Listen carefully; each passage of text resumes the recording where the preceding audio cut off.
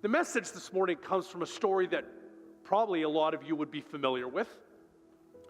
And surprisingly, I would think that many of you wouldn't be as well.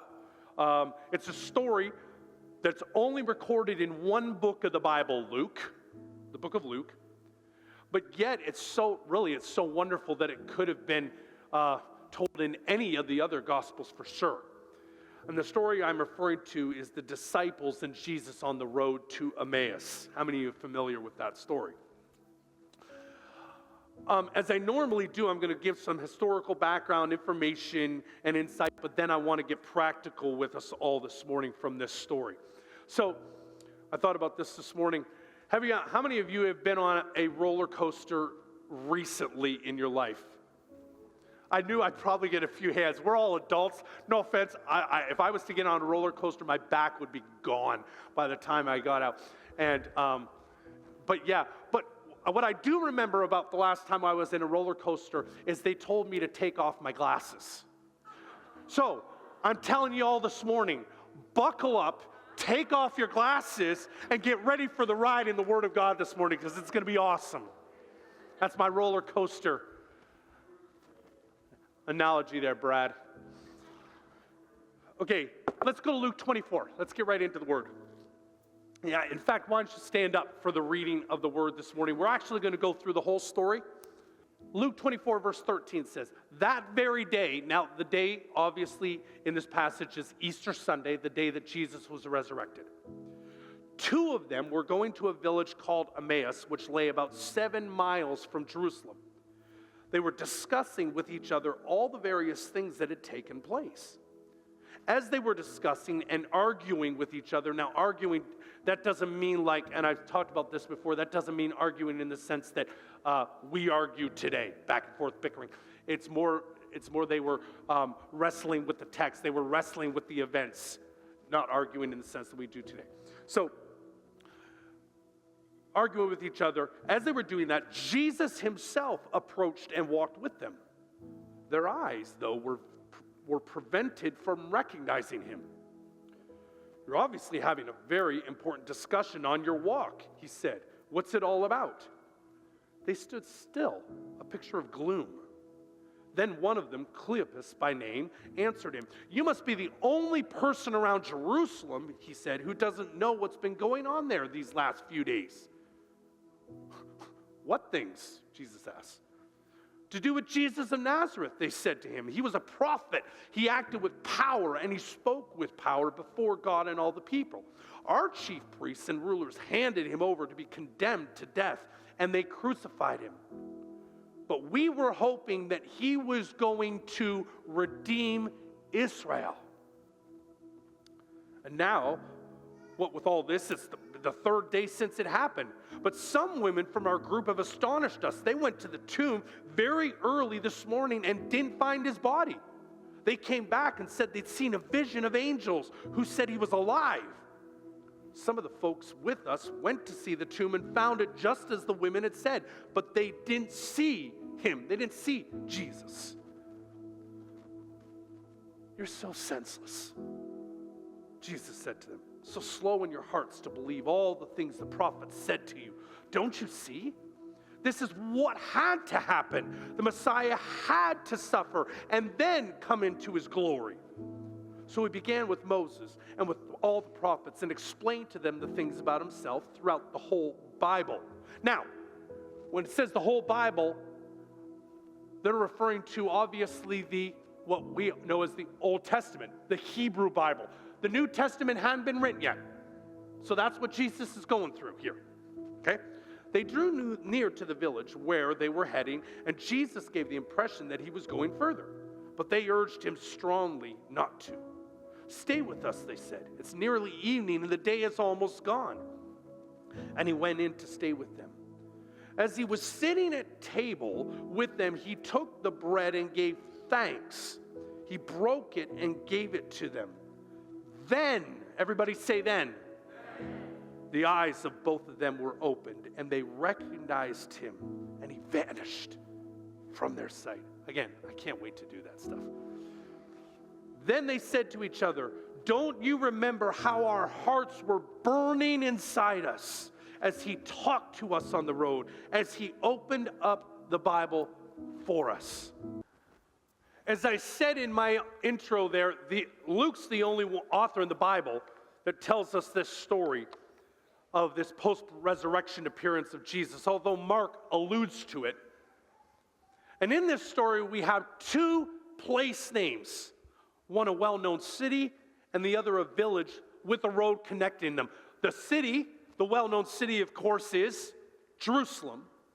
And the town where they were going, or they arrived at, was Emmaus. And the text tells us that the difference between those two places was 7 miles. Now, the text says 7 miles, but that's a conversion and translation in our English Bibles, because in Greek, it is stadia. 16 stadia is what the Greek actually says. And a stadia in ancient Greek was a unit of length equal to about 600 feet or 185 meters. Now that's 2 football fields from end zone to goal line.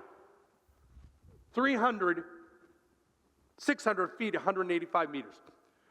Beyond that, we also have the specific day it was, the day that Jesus rose from the dead, right? And something about the time of day that this story took place. It says when they arrived at the house, it was about evening time. It's nearly evening, the text says. So there's quite a bit of detail in this story. Now, if the two travelers, one of whom we learn their name is Cleopas, the other one forever remains anonymous, although there's a whole lot of speculation about who that other disciple would be. Again, it's all speculation. We only know specifically the name of one, Cleopas. But if we have those two taking the customary route from Jerusalem to Emmaus, it should be fairly simple for us to plot this course, look at the events, recreate the walk that they went on. But we can't move that quickly, actually.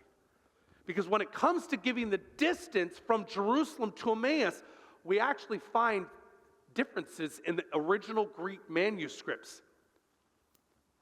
What we read today was 60 stadia, but in the original, there's differences. Some of the early Greek manuscripts say that it was 160 stadia.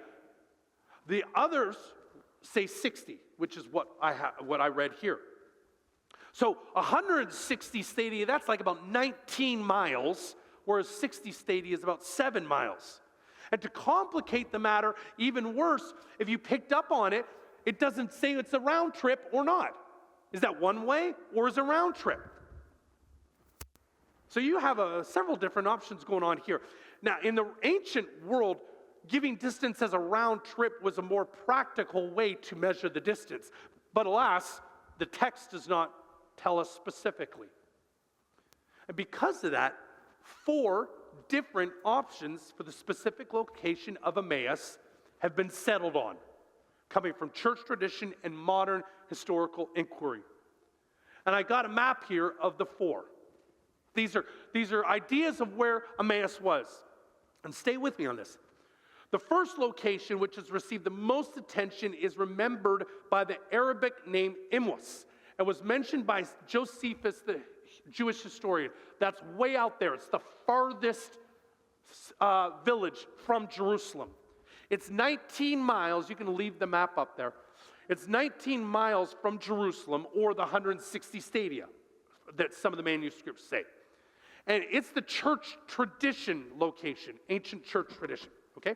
The second location is located at modern Abu Ghosh, only 7 miles, or the 60 stadia west. Okay, right there. Again, so you have some of the Greek manuscripts say 19 miles, some of them say 7. Abu Ghosh, 7 miles.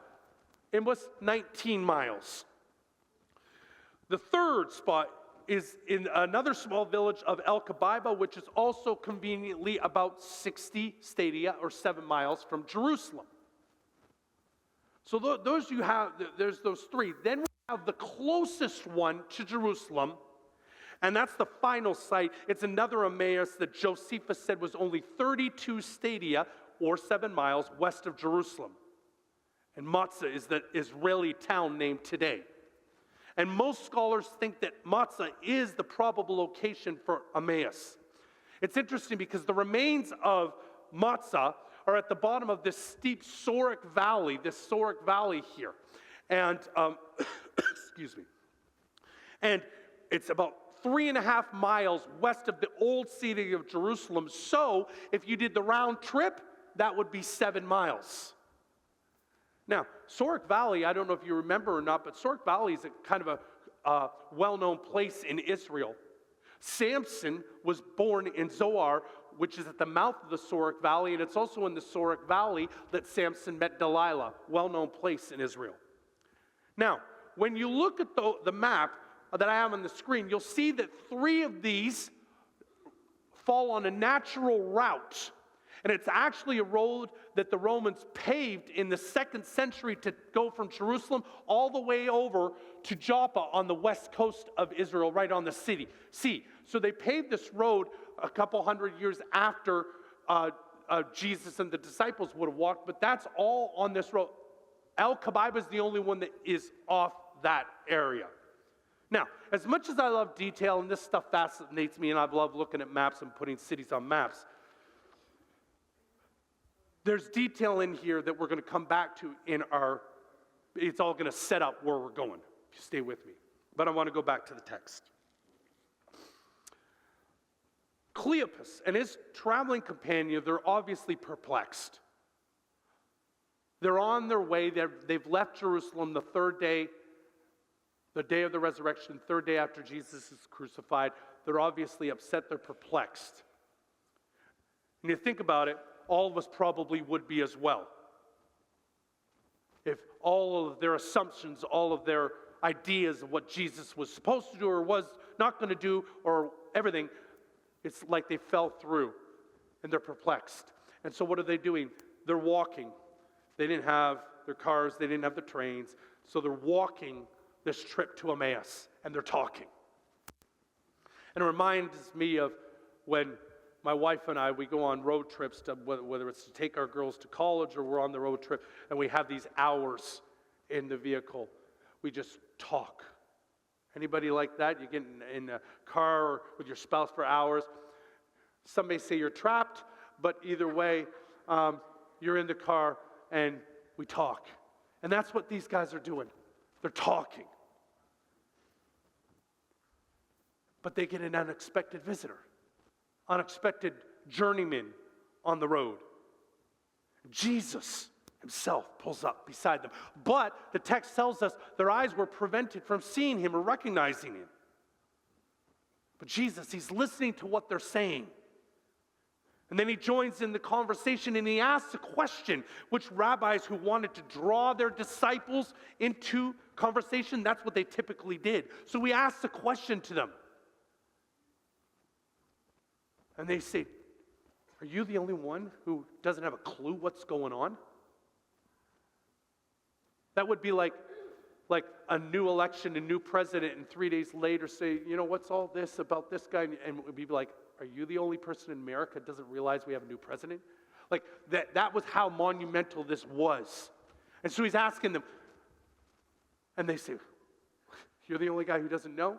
But then they arrive at the point, they talk about how wonderful Jesus was, but then they arrive at the point that they say, we were hoping he was going to redeem Israel.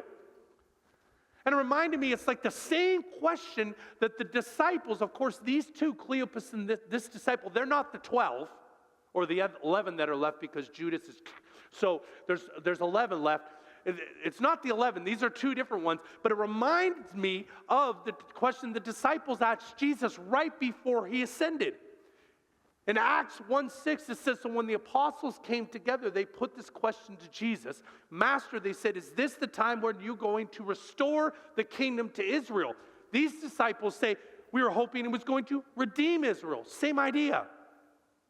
So Luke, the author of both his gospel, which was from where our text was, and the book of Acts, he highlights this idea twice. And in both occasions, Jesus had to rewrite the narrative of what the kingdom of God looks like. And hear me out. In our main text, Jesus goes through the Torah, the prophets, the writings from Moses onward through the rest of the Hebrew Bible, which is our Old Testament, to show them who he really was. See, these two disciples, like everybody else in Israel, had been reading the Bible through the wrong end of the telescope. They had been seeing it as a long story of how God would redeem Israel from suffering, but it was instead the story of how God would redeem Israel through suffering. I want to say, most of us want God to take away our pain. But I think God has a plan to get us somewhere through the pain. Do you understand that? God wants to get us here, and we think, okay, God, take it away. Well, if he takes it away, we won't get there. So he takes us through the pain to get us where he wants us to be. I know that I won't get a whole lot of amends from that, but Jesus is the model, the example, and it's truth. Now, so Jesus is the story of how he's going to redeem Israel through suffering, through in particular the suffering which would be taken on Jesus himself. That suffering Jesus would take as Israel's representative, the Messiah. So Luke explains all of this to us. He tells us this. But it's interesting because Jesus, he goes through the Bible. He goes through the Hebrew Bible. And when it says that when Luke says that Jesus interpreted to them all the things about himself throughout the Bible, he doesn't mean that Jesus pulled random texts out here or there, collected a few or even a dozen isolated texts, pulling stuff out of a hat. No way. Luke means that the whole story, from Genesis to Chronicles, which is the last book in the Hebrew Bible, or from Genesis to Malachi, the whole story pointed forward to a fulfillment which could only be found when God's anointed one took Israel's suffering, and hence the world's suffering, onto himself, died under that weight, died under the weight of the sin, but rose again as the beginning of God's new creation, God's new people. That is what Jesus is doing, and he's saying that is what has just happened. The Old Testament, all of it pointed towards what I would do, and I've done it. I've launched the new creation. I died. I took all the weight of the sin of the world on my shoulders at Calvary. But then I rose again, launching the new creation. And so that's what Jesus does. And he ends up in their home, eating his first supper since the last one. True. And then the text tells us that they only recognized Jesus when he broke the bread. Now, the Lord gave me a revelation years ago, and I've never preached it, but it ties into this sermon, and I want you to get it this morning. At the Last Supper, something happened symbolically that I believe was very profound, beyond what we normally associate with the Last Supper. And after washing the disciples' feet, Jesus went into giving out the bread and the wine. We know the story of the Last Supper. He gave out communion, the Eucharist, as some call it. But John records a very fascinating detail in the midst of this event that is going to tie into our passage today. This is John 13. It says, Jesus was troubled in spirit. He explained why. I'm telling you the solemn truth, Jesus said. One of you will betray me. The disciples looked at each other in shock, wondering who he could be talking about.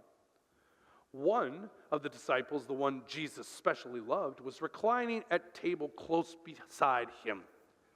Simon Peter motioned to him to ask him who it was he was talking about. So leaning back against Jesus' chest, he asked him, "Who is it, Master?" "It's the one I'm going to give this piece of bread to," said Jesus, "when I've dipped it in the dish." So he dipped the piece of bread and gave it to Judas, son of Simon Iscariot. Now I want you to catch what happens here. After the bread,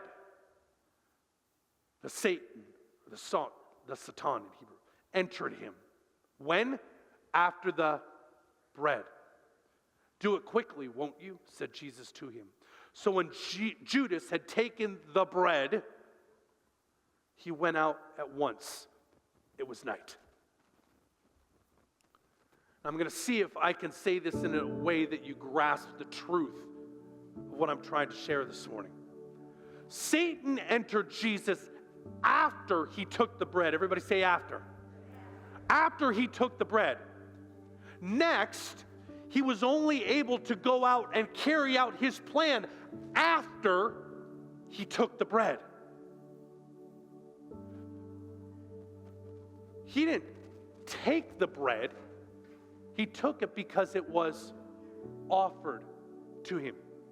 Jesus gave the bread. You following me? He took it, but Jesus gave it to him.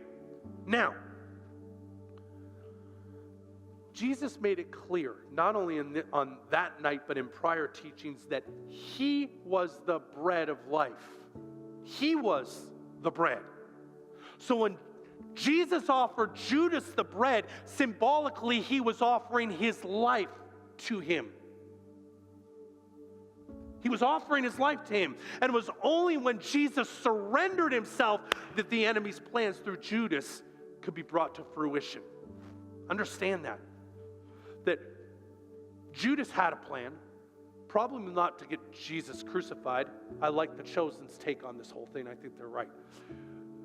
But needless to say, the enemy had an idea to stamp out Jesus. We all know that. But the enemy could do nothing, had no power over Jesus other than what Jesus gave. You following me? So, this is what's happening right here in this passage. Jesus is allowing, he's giving his life symbolically through the bread. He's giving his life to Judas. Judas, now you can go. Now you can carry out your plan. But what's amazing is the enemy had no idea that God was going to take what the enemy thought would be triumph for himself and make it the biggest triumph of all time. And I talked about this on Wednesday night. It's something that blows my brain. The enemy wanted to get rid of Jesus, wanted to kill Jesus. But you know what? God wanted Jesus to also be killed under the weight of sin. They had the same idea, but from totally different vantage points. The enemy thought if Jesus was killed, he would be gone. God knew that Jesus would be being killed under the weight of sin would be the biggest triumph the world has ever known. It's unbelievable to think. But it could only happen when Jesus allowed it to happen. So he gave him the bread. Now, flip back to our main text in your mind this morning. The disciples, when they took the bread, what happened? Their eyes were opened. Again, Jesus is what he's doing, offering himself to them. Again, now he's offering it to two disciples, Cleopas and this other disciple. And this time it wasn't for the plans of the enemy to be carried out, but rather the plans of the kingdom to go forth. Plans for the kingdom to go forth. And that's the way it should be for us every time we take bread at communion time. We are receiving Jesus so that our eyes may be opened and we can carry out the kingdom of God. Every time we take communion, we are receiving Jesus, because he is the bread of life. We receive Jesus. We're going to have communion on Thursday night, and that's what we're going to be doing. We're going to be receiving Jesus. Wednesday, not Thursday, thank you. Wednesday, we're going to be receiving Jesus when we take communion. It's not, I ain't receiving a little wafer. I'm receiving Jesus when I do that. But let me close with these thoughts this morning. After their eyes were opened and they recognized him, Jesus vanished. He's gone. After that, and we didn't read this part of the text, the disciples, they got up, they went back to Jerusalem, telling the disciples and others about their experience. And that's kind of one of the reasons why the people believe that Matzah is the site of Emmaus, because good night, if it was all the way, Emmaus, 19 miles, they ain't going 19 miles after sundown. Good night, that would have taken them forever. And it got me thinking, what does the Emmaus Road look like today? What does it look like today? They have this trip. Just inquiring minds want to know. So I found a whole bunch of pictures, and I'm going to let them scroll through them.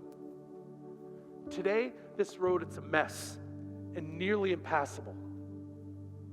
The portion from Matzah to the western outskirts of modern Jerusalem follows the bottom of a narrow rising gorge, and laid upon its length or above the ground is this massive pipeline that carries water to Jerusalem.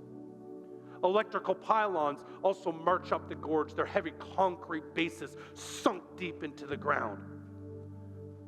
Much of the road or the way is covered by heaps of stone, rubble, some from natural erosion, but most is construction debris. It's a royal mess.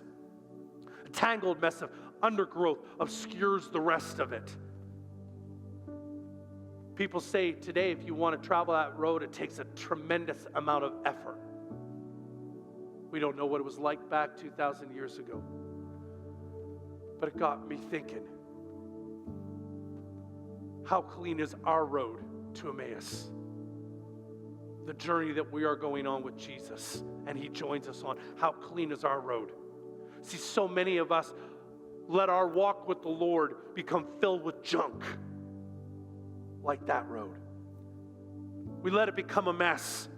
And for us, that our Emmaus road, if it's filled with junk, it could be junk from anything, garbage put there from other people, garbage that we've brought in with us, stuff we just find along the way and we throw on the road. It could be our preconceived ideas about Christianity, about who Jesus should be or shouldn't be, and what he should or shouldn't do in our lives. Whatever the source, it's stuff, it's garbage that we fill our road with. And it keeps us from seeing, from understanding, from walking how and where we should. And when Jesus does appear, we often don't recognize him. Until we do. Until we do. And that, my friends, is the beginning of grace. Like with Cleopas and his companion, that grace, it usually comes in ways we can't predict or even expect. They had no idea that their eyes would be opened the way and the time that they did. But Jesus wants to open our eyes this morning. Like those disciples, when Jesus opens our eyes, it'll stir us. It'll move us. But I challenge us this morning, what does our Emmaus road look like? If Jesus is going to come walk with us, what does our Emmaus road look like? Because we all travel. We're all traveling towards a destination, traveling through this life, and we fill it constantly with junk. Busyness.